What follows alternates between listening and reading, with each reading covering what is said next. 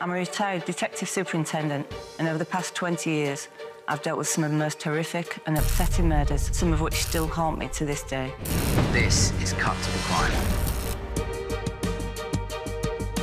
Chris, you're a retired homicide detective. So is there any cases that have really stuck with you in your career? A really famous case, actually, that I was SI on, I'm really proud of, and it'll stick with me the rest of my life, really. Getting quite emotional now. So in October 1997, the body of Samantha Class was found on the banks of the River Humber. OK. She'd been really badly beaten. Her injuries were horrific. She looked as if she'd been in a car crash. But their actual cause of death from the post-mortem was actual strangulation. So there was an enormous murder inquiry. 3,000 people were interviewed. Wow. The post-mortem found a DNA sample. They found some semen inside Samantha, right, which gave a full profile. Unfortunately, it wasn't on the database.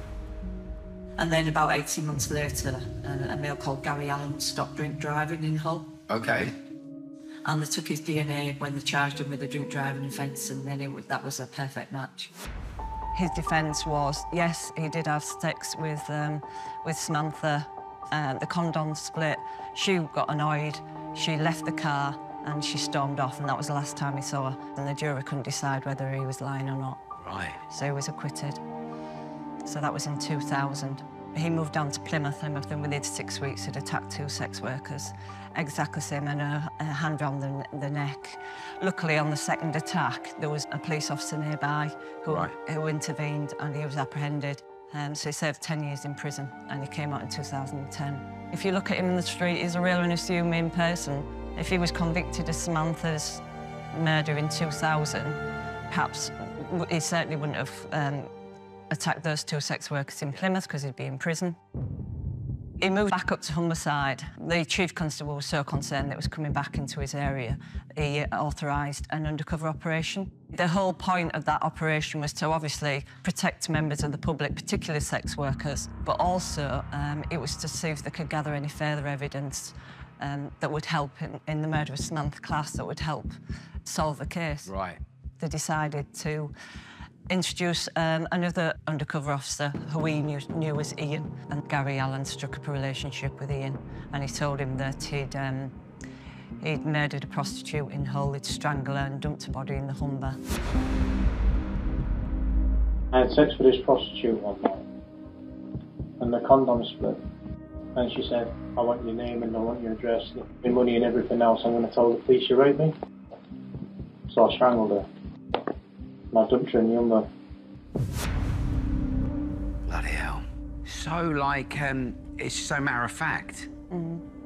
Terrible.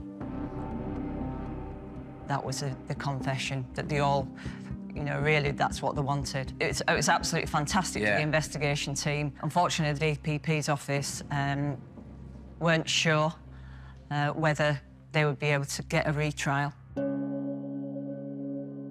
until 2019. Elena Grolakova was a sex worker that went missing on Boxing Day 2018. OK. And her body was found in April 2019. I was asked to be the SIO on that case, obviously. A bit of trepidation because it was such a high-profile case. She was found in water. She'd found to be strangled, so it was exactly the same as Samantha Class.